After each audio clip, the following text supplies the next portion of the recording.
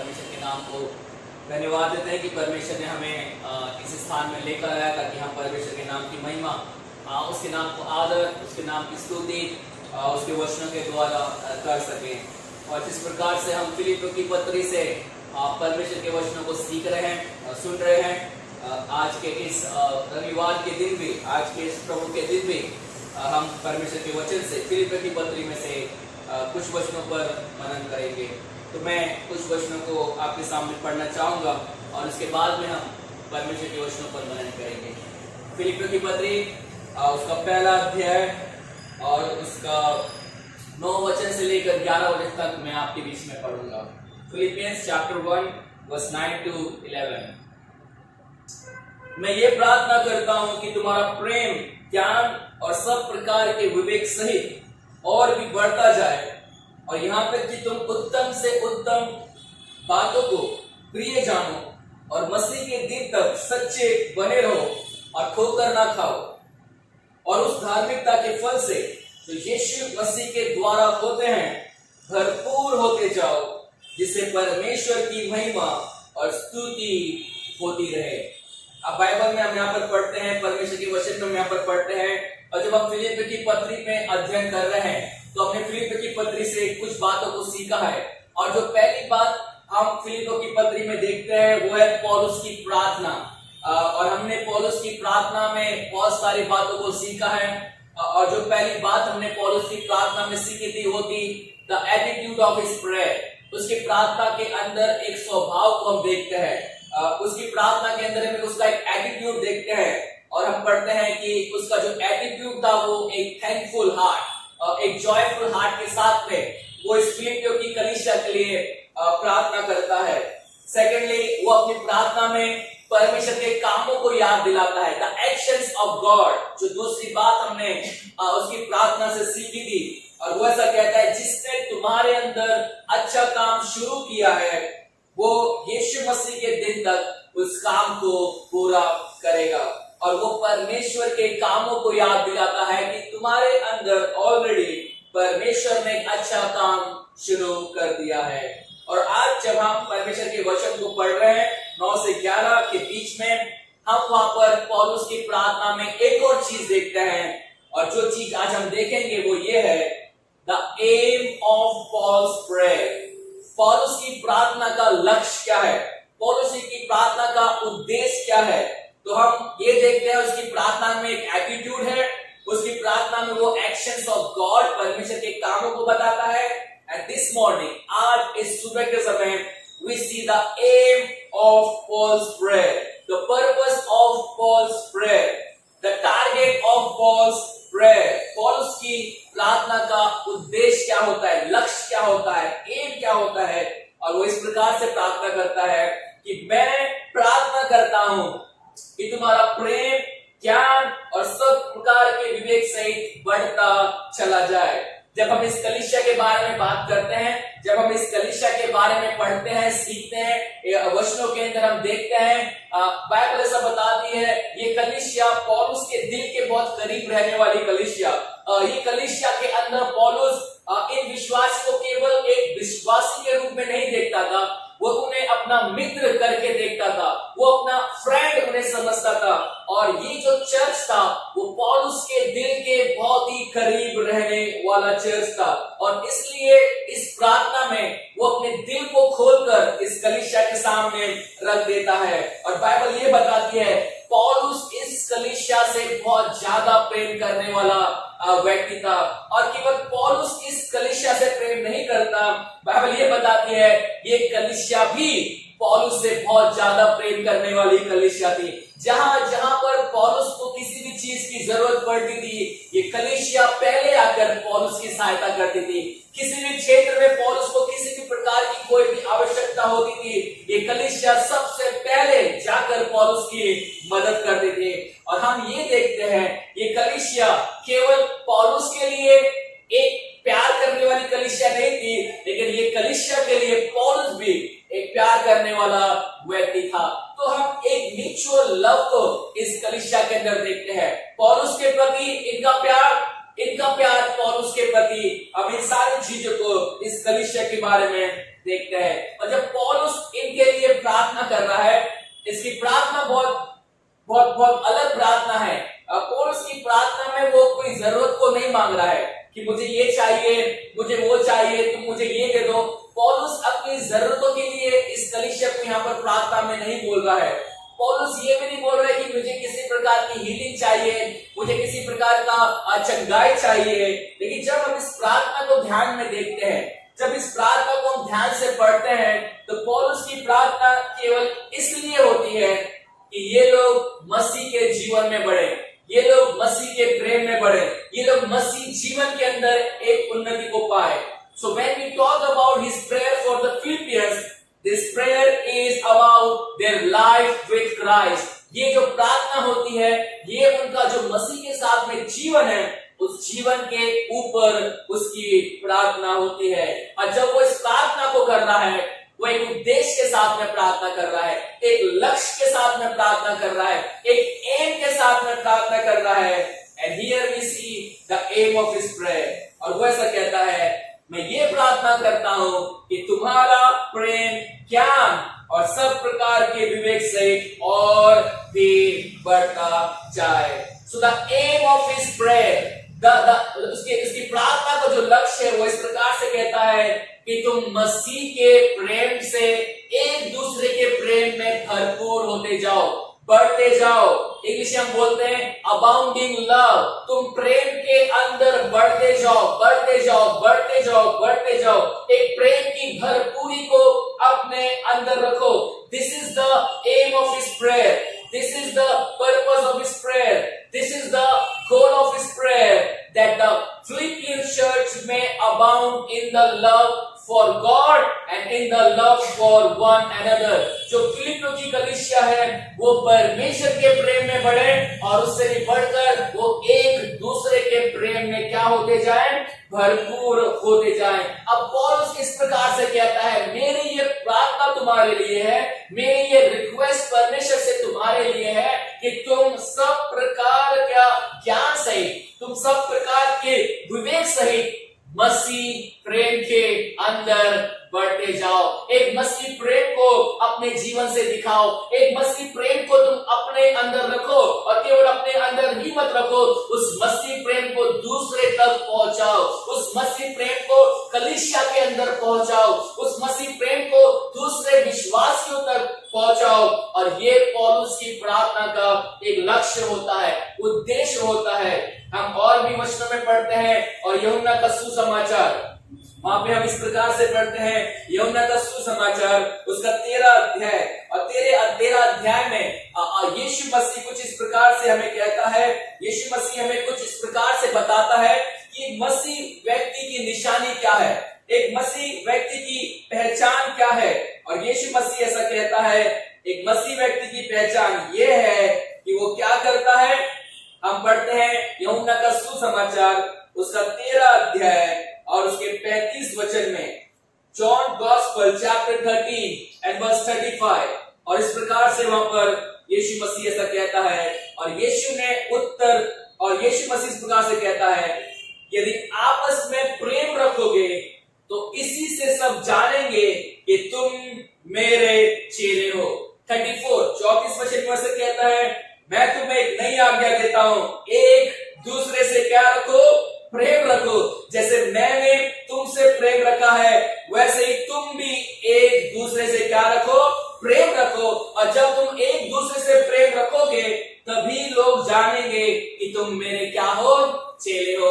अब विश्वासियों की एक पहचान है, यीशु मसीह को फॉलो करने वाले की एक पहचान है, यीशु मसीह के पीछे चलने वालों की एक पहचान है। और वो पहचान ये है कि वो एक दूसरे से प्यार करने वाले लोग हैं, वो एक दूसरे से प्रेम करने वाले लोग हैं। और यीशु मसीह कहता है अपने शिष्यों को, अपने डिसाइपल्स को, मैं तुम्हें एक नई आज्ञा देता हूं, और वो नई आज्ञा ये है, तुम एक दूसरे से प्रेम रखो। अभी हम पुराने नियम में भी इस आज्ञा को पढ़ते हैं, लेकिन पुराने नियम में ये आज्ञा थोड़ी अलग प्रकार से हम पढ़ते हैं। पुराने नियम में हम पढ़ते हैं कि तू अपने पड़ोसी को अपने समान क्या कर, प्रेम कर। लेकिन पौलुस यहाँ पर बोलता है, मसीह के वचन में हम पढ़ते हैं, जॉन गॉस्पेल में यीशु मसीह बोलता है, ये आज्ञा मैं तुम्हें देता हूं, और ये नई आज्ञा मैं तुम्हें देता हूं, एक दूसरे से क्या करो, प्रेम करो। और जब तुम एक दूसरे से प्रेम करोगे, लोग जानेंगे कि तुम मेरे चेले हो। अब पौलुस इस कलीसिया को बता रहा है, और इस कलीसिया के लोग ऐसा नहीं है कि वो एक दूसरे से प्रेम नहीं कर रहे हैं। इस कलीसिया के ऐसा नहीं है कि उनके अंदर मसीह प्रेम नहीं है एक दूसरे के प्रति।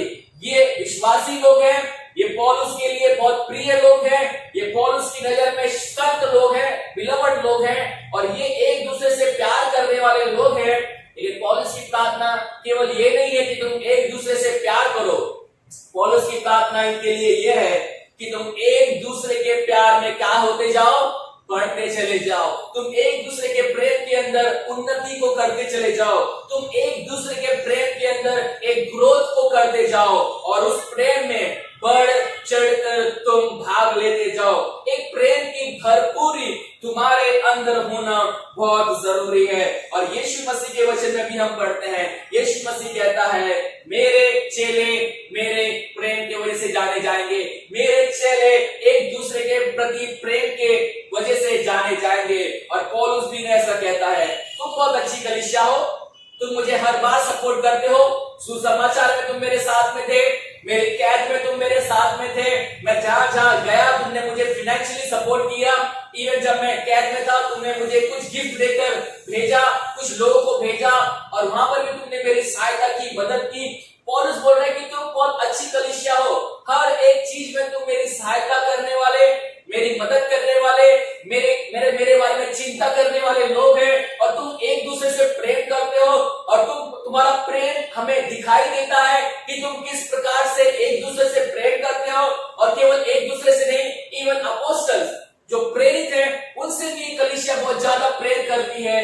लेकिन वो बोलता है आपका प्रेम अच्छा है, आपकी कलीसिया के अंदर जो प्रेम है वो बहुत अच्छा है, लेकिन उसकी प्रार्थना ये है तुम इस प्रेम के अंदर क्या करते जाओ, बढ़ते चले जाओ। मसीह प्रेम के अंदर बढ़ते चले जाओ। एक दूसरे के प्रति जो प्रेम तुम्हारे अंदर होना चाहिए, उस प्रेम के अंदर तुम बढ़ते चले जाओ। ये कलीसिया एक लविंग कलीसिया थी, ये कलीसिया एक प्यार करने वाली कलीसिया थी। This church was the loving church. ये कलीसिया एक दूसरे के लिए प्यार करने वाली कलीसिया थी। लेकिन पौलुस फिर भी बोलता है कि हाँ, मैं समझता हूं कि तुम एक कलीसिया हो जो प्यार करने वाली कलीसिया है। मैं समझता हूं कि तुम परमेश्वर को प्यार करने वाली कलीसिया हो। मैं समझता हूं कि तुम परमेश्वर के लोगों को प्यार करने वाली कलीसिया हो। लेकिन हमें केवल वहां तक ही नहीं रहना है, हमें मसीह के प्रेम से एक दूसरे के प्रेम के अंदर क्या करना है, बढ़ते चले जाना है। This is the prayer. This is the aim of Paul's prayer, that you may grow in the love for one another. तुम एक दूसरे के प्रेम के अंदर बढ़ चढ़कर भाग लो। एक दूसरे के प्रेम के अंदर तुम उन्नति को करते जाओ, ग्रोथ को करते जाओ। जब हम मसीह प्रेम के बारे में बात करते हैं, बाइबल ये बताती है मसीह प्रेम का कोई अंत नहीं है। मसीह प्रेम एक ऐसा प्रेम है जो उन्नति करता जाता है, करता जाता है, करता जाता है।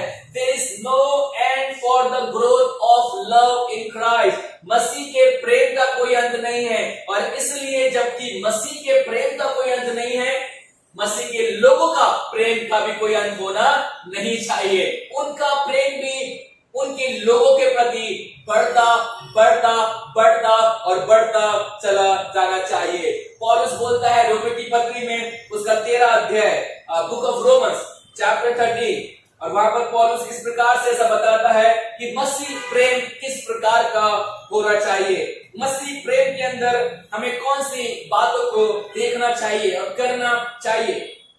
रोमन्स 13, रोमी की पत्री इसका 13 अध्याय और उसके 8 वचन में पौलुस इस प्रकार से कहता है, आपस के प्रेम को छोड़ और किसी बात में किसी के कर्जदार ना हो, कि जो एक दूसरे से प्रेम रखता है उसी ने व्यवस्था को क्या किया है, पूरा किया है। क्योंकि ये लिखा है, व्यभिचार न करना, हत्या न करना, चोरी न करना, लालच न करना, और इन छोड़ और कोई भी आज्ञा हो तो सबका सारांश इसी बात में पाया जाता है कि अपने पड़ोसी से अपने समान प्रेम रखना।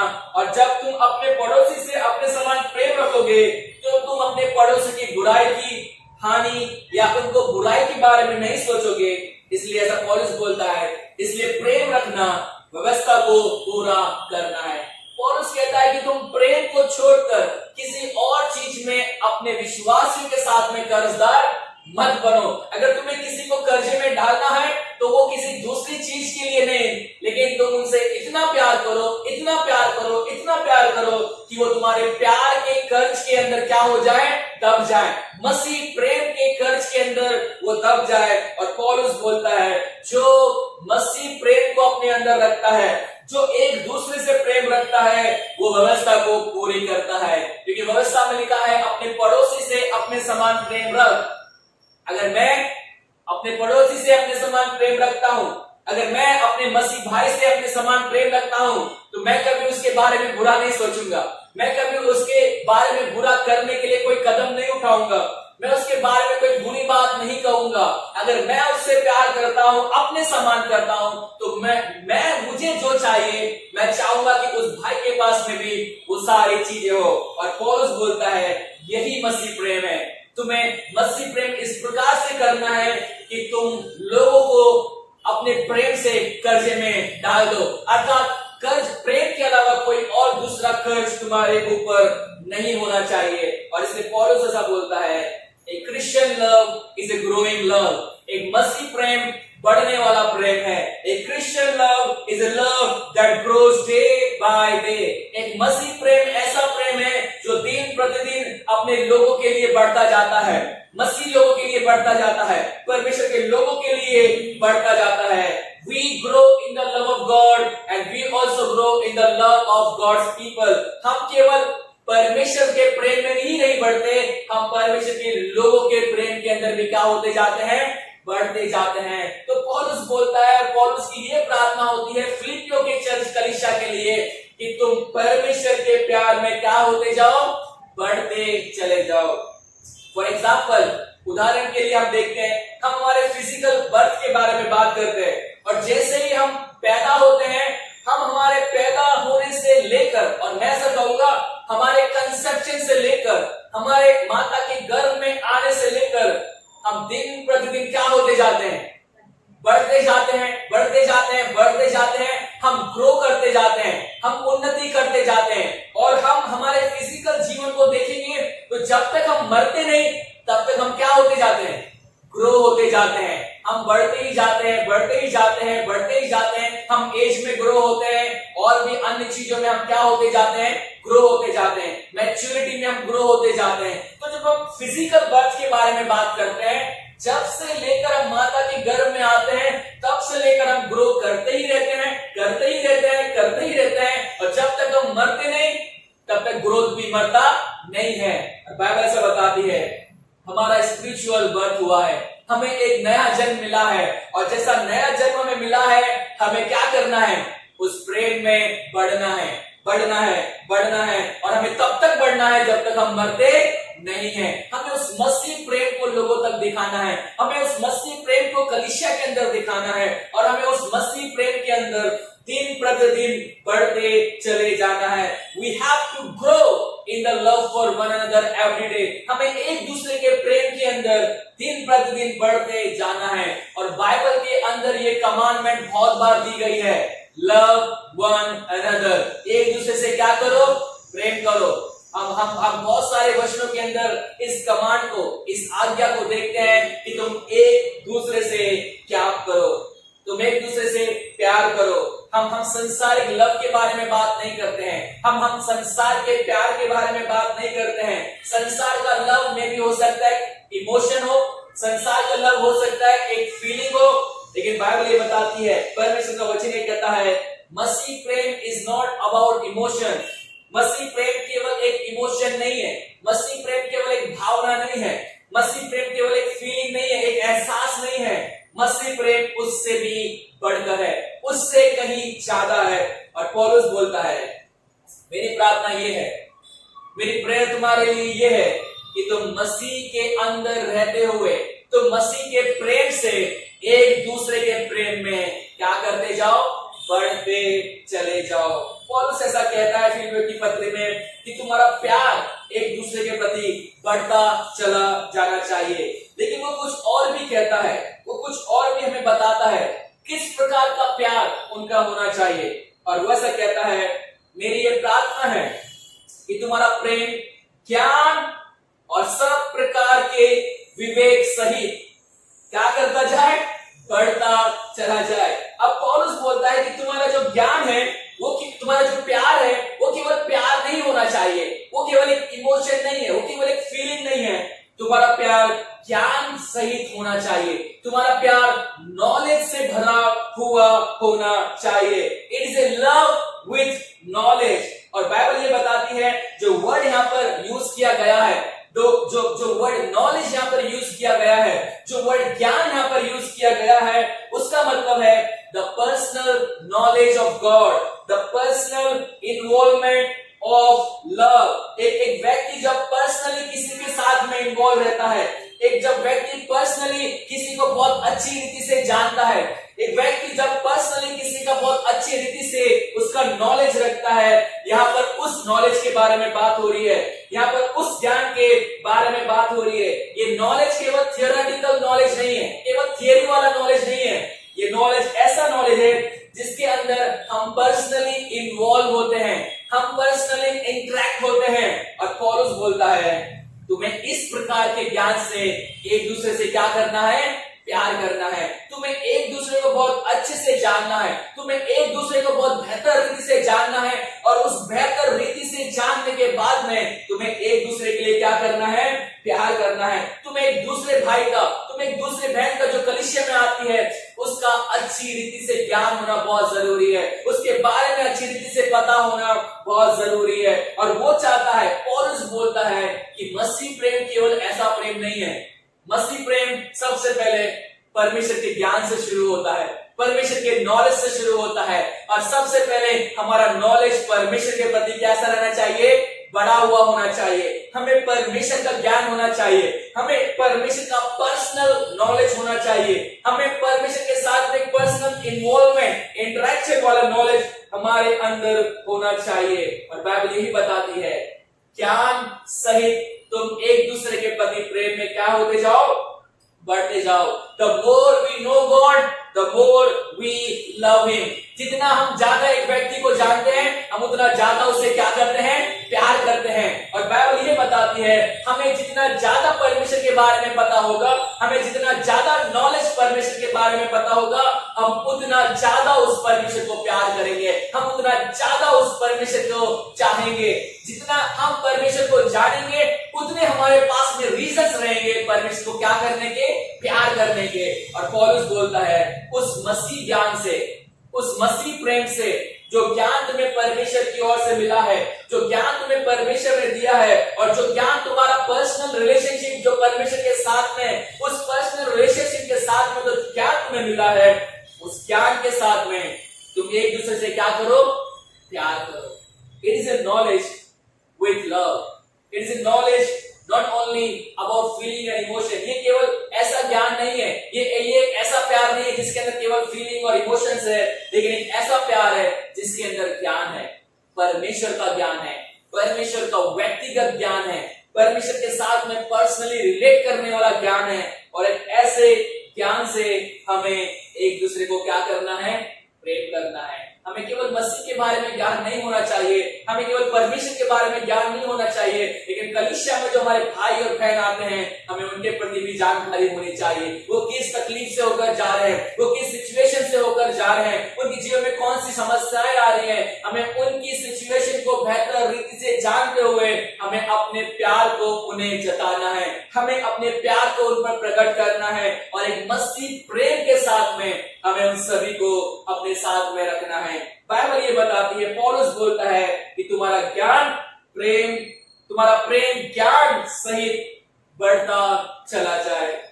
बाइबल ये कहती है और हम परमेश्वर के वचन में पढ़ते हैं, ये जो ज्ञान है वो इंटेलेक्चुअल ज्ञान नहीं है, केवल माइंड के अंदर नॉलेज रहने वाला, केवल अपनी बुद्धि के अंदर नॉलेज रहने वाला, ज्ञान रहने वाला वैसा ज्ञान नहीं है। It is not only intellectual understanding of the truth, ये केवल ऐसा ज्ञान नहीं है कि आपको किसी सच्चाई के बारे में इंटेलेक्चुअली पता हो, लेकिन ये ज्ञान ऐसा ज्ञान है जिसमें आप अनुभव करते हो एक ऐसे प्यार को, एक ऐसे पर्सनल रिलेशनशिप को, एक ऐसी जानकारी को जो आपने कई दिनों के साथ उस व्यक्ति के साथ रहकर प्राप्त किया है, उस नॉलेज को जिससे आपने पर्सनल रिलेशनशिप रखते हुए उस नॉलेज को प्राप्त किया है, एक ऐसा एक्सपीरियंशियल नॉलेज, अनुभव वाला ज्ञान, अनुभव वाला प्यार। तुम्हें उस प्रकार के प्यार से एक दूसरे को क्या करना है, प्यार करना है। हम केवल अपने शब्दों से प्यार ना करें। पौलुस ये बोलना चाहता है कि तुम्हारे केवल शब्दों में प्यार नहीं होना चाहिए, तुम्हारे केवल वर्ड्स में प्यार नहीं होना चाहिए, तुम्हारे वर्क्स के अंदर भी प्यार होना चाहिए। केवल तुम्हारी प्रीचिंग के अंदर प्यार नहीं होना चाहिए, तुम्हारी प्रैक्टिस के अंदर भी क्या होना चाहिए, प्यार होना चाहिए। जब हम मसीह प्रेम के बारे में बात कर रहे हैं और जब पौलुस कहता है कि तुम एक दूसरे के साथ में प्यार करो, एक दूसरे के साथ में प्रेम रखो, वो ये बोलता है ये प्रेम परमेश्वर के ज्ञान से भरा हुआ होना चाहिए, और केवल परमेश्वर के ज्ञान से नहीं, ये प्रेम एक दूसरे के प्रति भी जो जानकारी, जो ज्ञान हमारा होना चाहिए, उस ज्ञान से भी भरा हुआ होना चाहिए। हमें एक अनुभव के साथ में, हमें एक एक्सपीरियंशियल लव के साथ में एक दूसरे के प्रति क्या रखना है, प्रेम रखना है। केवल शब्दों के अंदर हम ये ना बोले कि हम प्यार करते हैं, हम प्यार करते हैं, हम प्यार करते हैं, लेकिन हमें अपने कामों से दिखाना है, हमें अपने प्रैक्टिकल लाइफ से दिखाना है, हमें अपने एक्शन से दिखाना है कि हम सच में उस भाई के लिए, उस बहन के लिए हम एक प्रेम को, एक मसीह प्रेम को हम अपने अंदर रखते हैं। बाइबल ये बताती है, हम याकूब के अंदर भी पढ़ते हैं, जहां पर याकूब ऐसा बोलता है, एक व्यक्ति है जिसको ठंडी लग रही है और हम केवल उसको ऐसा बोल रहे हैं कि तू गर्म हो जा, गर्म हो जा, गर्म हो जा, और उसके लिए जो हमें प्रोवाइड करना चाहिए, उसके लिए जो हमें ब्लैंकेट देना चाहिए, अगर हम उसे ब्लैंकेट नहीं दे रहे हैं तो क्या वो गर्म होगा? हमारे शब्दों में खाली हम बोल रहे हैं कि हाँ भाई हम उससे प्यार करते हैं, प्यार करते हैं, प्यार करते हैं, लेकिन practically we are not loving. लेकिन पौलुस बोलता है नहीं, हमारा ज्ञान ऐसा नहीं होना चाहिए, हमारा प्यार ऐसा नहीं होना चाहिए। हमारा प्यार एक व्यक्ति के प्रति जो भी जानकारी हमारे पास में होनी चाहिए, उस जानकारी के आधार पर होना चाहिए। परमेश्वर से जो ज्ञान हमें मिला है, उसके साथ में रहकर जो ज्ञान हमें मिला है, उस ज्ञान पर आधारित रहते हुए हमें एक दूसरे से प्रेम करना बहुत जरूरी है। बाइबल ये बताती है, पौलुस की प्रार्थना ये है इस कलीसिया के लिए कि तुम एक दूसरे के प्रेम के अंदर क्या होते जाओ, बढ़ते जाओ। और कैसे बढ़ते जाओ? सारे ज्ञान सहित। दूसरी बात वो ऐसा भी कहता है, केवल सारे ज्ञान सहित नहीं, सब प्रकार का विवेक सहित। वो ऐसा बोलता है कि सब प्रकार की समझ, सब प्रकार की अंडरस्टैंडिंग के साथ में तुम्हें इस प्यार के अंदर क्या करना है, बढ़ते चले जाना है। अगर हम लोग इंग्लिश में जो वर्ड वहां पर लिखा हुआ है, इंग्लिश में जो वर्ड है वो है डिसर्नमेंट, जिसको अगर हम ट्रांसलेट करें अच्छे से तो उसका मतलब होता है मोरल स्पिरिचुअल परसेप्शन। हम मोरली, स्पिरिचुअली, आत्मिक रीति से, नैतिक रीति से बहुत सारी चीजों को समझकर और कौन सी चीजें सही है, उन सही चीजों को पकड़कर जब हम आगे बढ़ते हैं, उसको हम बोलते हैं डिसर्नमेंट, अच्छे विवेक के साथ में। और वैसे कहते हैं आगे 10 वचन में कि उत्तम से उत्तम बातों को तुम क्या जानो, प्रिय जानो। अर्थात हमें उत्तम बातों को पकड़ना है, उत्तम बातों को हमें प्रिय जानना है। बहुत सारी बातें हमें दूसरों के बारे में मालूम पड़ेगी जो हो सकता है उत्तम ना हो, हमें बहुत सारे लोग के बारे में कलीसिया के अंदर मालूम पड़ेगा जो हो सकता है रॉन्ग हो, गलत हो, लेकिन पौलुस बोलता है हमें अच्छी और अच्छी बातों को क्या करना है, प्रिय जानना है। और उन अच्छी बातों को अंदर रहते हुए, उस मोरल स्पिरिचुअल परसेप्शन को अपने अंदर रहते हुए, एक राइट एप्लीकेशन का, एक राइट एप्लीकेशन ऑफ नॉलेज हमारे अंदर रखते हुए हमें उन लोगों से क्या करना है, प्यार करना है। अगर मैं सिंपल वर्ड्स में कहूं, it is not only A knowledgeable love but it is a wise love. पौलुस बोलता है कि हमें केवल ज्ञान सहित एक दूसरे से प्रेम नहीं करना है, हमें बुद्धि के साथ एक दूसरे से क्या करना है, प्रेम करना है। हमारे प्यार में एक बुद्धिमत्ता होना बहुत जरूरी है। जो बातें अच्छी है उन्हें पकड़े रहना है, जो बातें उत्तम है हमें उन्हें प्रिय जानना है। हमें हमें वर्ल्डली संसार की रीति पर नहीं जानना है ना। संसार में लोग बोलते हैं लव इज ब्लाइंड। संसार के लोग कहते हैं कि प्यार क्या है, अंधा है। लेकिन बाइबल से बताती है the love of God, the biblical love is not blind but the biblical love is wise. जो परमेश्वर का प्यार है, जो बाइबल का प्यार है, वो एक बुद्धि वाला प्यार है, एक वाइज लव है। और पौलुस बोलता है हमें उसी प्रकार का लव परमेश्वर से रखना है, हमें उसी प्रकार का प्यार एक दूसरे से रखना है। तो जब हम इस प्यार के अंदर बढ़ रहे हैं, जब हम इस प्रेम के अंदर बढ़ रहे हैं, पौलुस ये कहना चाहता है हमें सोचना है, हमें देखना है कि हम किस प्रकार से उस व्यक्ति को बेहतर रीति से प्यार कर सकते हैं, हम किस प्रकार से उस व्यक्ति के लिए बेहतर रीति से काम कर सकते हैं। तो यहाँ पर पौलुस कहता है और उसकी प्रार्थना ये है, उसकी प्रार्थना का लक्ष्य ये है, उसकी प्रार्थना का एम ये है कि वो लोग मसीह के प्रेम में क्या होते जाएं, बढ़ते जाएं। हमें ये सोचना है जब हम एक व्यक्ति के बारे में कलीसिया के अंदर सोच रहे हैं, जब एक व्यक्ति के बारे में हम कलीसिया के अंदर देखते हैं, जब मैं किसी भाई को बहन को कलीसिया के अंदर एक मसीह प्रेम के साथ में प्रेम रखने के बारे में सोच रहा हूं, तो हमें सबसे पहले ये सोचना है अगर वो व्यक्ति ने कुछ गलत किया है, अगर उस व्यक्ति के अंदर कुछ तकलीफ है, कुछ प्रॉब्लम्स हैं, तो सबसे पहले मुझे ये सोचना है अगर मसीह मेरी जगह पर होगा तो वो उस व्यक्ति के लिए क्या करेगा। अगर वो स्थान पर मसीह होगा तो मसीह किस प्रकार से उस व्यक्ति के लिए मूव करेगा। कई बार हमारे जीवन में बहुत सारी ऐसी सिचुएशन आती है, कई बार कलीसियाओं के अंदर बहुत सारी ऐसी सिचुएशन आती है कि हम एक दूसरे व्यक्ति को, एक दूसरे विश्वासी को जो कलीसिया के अंदर बैठा है, हम उसे क्षमा नहीं कर पाते, हम उसके साथ में बात भी नहीं करते, हम उसके साथ में आंख से आंख भी नहीं मिला पाते। कई बार हमारे जीवन के अंदर कलीसिया के अंदर रहते हुए हम भाइयों से बहनों से उस प्रकार का प्रेम नहीं रख पाते जिस प्रकार का मसीह प्रेम हमें रखना चाहिए। और पौलुस बोलता है हमारा जो प्रेम है वो ऐसा होना चाहिए। कैसा?